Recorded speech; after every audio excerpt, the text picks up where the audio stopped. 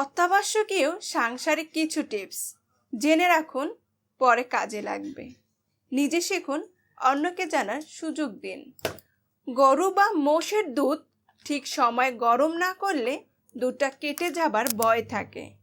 দুধের মধ্যে 2 ফোঁটা সরিষার তেল দিয়ে রাখলে দুধ যখনই ফুটক দুধ কাটবে না। দীর্ঘদিন বাইরে পড়ে আছে দুধ, ভয় হচ্ছে আঁচে বসালে কেটে যাবে। আঁচে বসানোর আগে 2-1 চিমটি সবাই কার্ভ মিশিয়ে নিন, দুধ কাটবে না।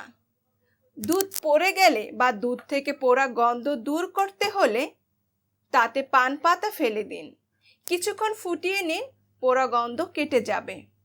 পিঠে, পাটিসাপটা, মালপোয়া প্রভৃতি তৈরি করার সময় গোলায় একটু আটা মিশিয়ে দিলে পিঠে সঠিকভাবে তৈরি হয়।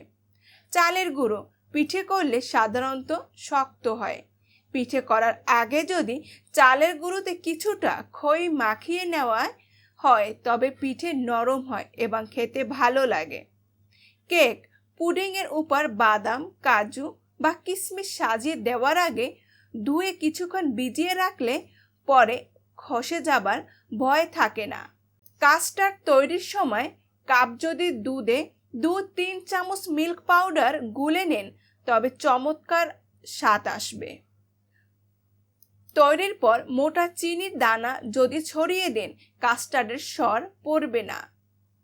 ছানা কাটার জন্য লেবুর রসের বদলে ফুটন্ত দুধে 1 চামচ দই ফেলে দিন, ছানা নরম হবে। বিস্কুটের টিনে 1 টুকরো ব্লোটিং পেপার রেখে দিন, বিস্কুট মুয়েই যাবে না। পোড়া মাটির জিনিসপত্র পরিষ্কার রাখতে হলে ওগুলোর উপর ন্যাচারাল রঙের নীল পালিশ লাগিয়ে দিন, রং অক্ষত থাকবে আর নোংরা হবে না।